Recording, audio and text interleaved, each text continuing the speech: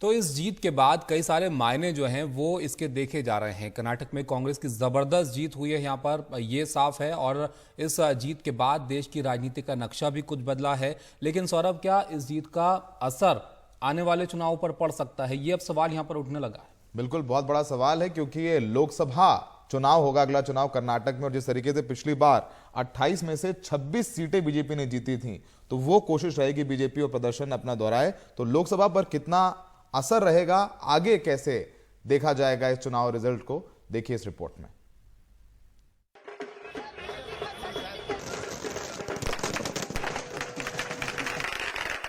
कर्नाटक में नतीजे आ रहे थे, तभी शिमला में प्रियंका गांधी पूजा कर रही थी। कर्नाटक में अगर किसी एक नेता ने सबसे ज्यादा पसीना बहाया तो वो प्रियंका गांधी रहीं। उन्होंने कर्नाटक में कुल 35 रैलियों और रोड शो में हिस्सा लिया, नरेंद्र मोदी और अमित शाह से भी ज्यादा। राहुल ने उनके मुकाबले करीब आधी रैलियां की। लेकिन ये जीत कांग्रेस के नए नेतृत्व के समीकरण की जीत है। खरगे, प्रियंका और राहुल की तिकड़ी ने मिलकर इसे मुमकिन किया है कि हमने नफरत से, गलत शब्दों से ये लड़ाई नहीं लड़ी। हमने मोहब्बत से, प्यार से, दिल खोल के ये लड़ाई लड़ी। इस जीत के साथ देश का सियासी नक्शा कुछ बदला है। अब बीजेपी के पास कुल 9 राज्य, गुजरात, उत्तर प्रदेश, मध्य प्रदेश, उत्तराखंड, अरुणाचल प्रदेश, असम, गोवा, मणिपुर और त्रिपुरा हैं, जबकि 6 राज्यों हरियाणा, महाराष्ट्र, मेघालय, नागालैंड, सिक्किम, पुडुचेरी में बीजेपी गठबंधन में है। 4 राज्यों कर्नाटक, हिमाचल प्रदेश, छत्तीसगढ़, राजस्थान में अकेले कांग्रेस की सरकार है और तमिलनाडु, बिहार, झारखंड में कांग्रेस गठबंधन में है।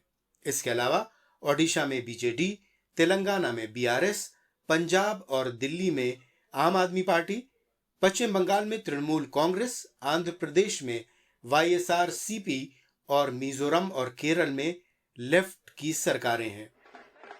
लेकिन राज्यों के इस नक्शे की शक्ल 2024 के चुनाव में क्या होगी? उत्साहित कांग्रेस इसे बीजेपी के पराभव की शुरुआत बता रही है। देखिए, ये तो कर्नाटक की जनता की जीत है, ये कर्नाटक के कार्यकर्ताओं की जीत है, हमारी लीडरशिप की जीत है। तो मैं सेंट्रल लीडरशिप को भी बधाई देता हूं कि लगातार वहां समय भी दिए और मुद्दों को उठाया, जनता के मुद्दे को उठाया और जनता उनसे जुड़े भी। मगर इस उम्मीद की राह में कई सवाल हैं।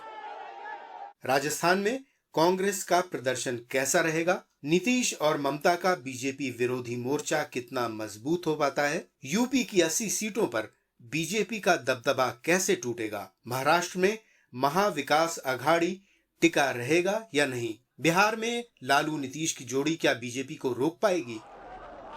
सबसे बड़ा सवाल यह है कि प्रधानमंत्री मोदी की जगह कौन? क्योंकि राष्ट्रीय राजनीति में अभी तक नरेंद्र मोदी जैसा कद्दावर नेता कोई दूसरा नजर नहीं आता। उनकी अपील समीकरण बदलने वाली साबित हुई है। ठीक है कि हिमाचल में ये अपील नहीं चली और न राजस्थान में, लेकिन क्या लोकसभा चुनाव में फिर यही वोटर मोदी की ओर नहीं मुड़ेंगे? क्योंकि विधानसभा और लोकसभा के वोटिंग पैटर्न अलग अलग होते हैं। लोग भले ही विधानसभा में कांग्रेस को वोट दें, लोकसभा के लिए उनकी पसंद के रूप में पीएम मोदी पहले नंबर पर हैं। कांग्रेस और विपक्ष को पीएम की इस छवि की भी काट खोजनी होगी। Bureau report, NDTV India.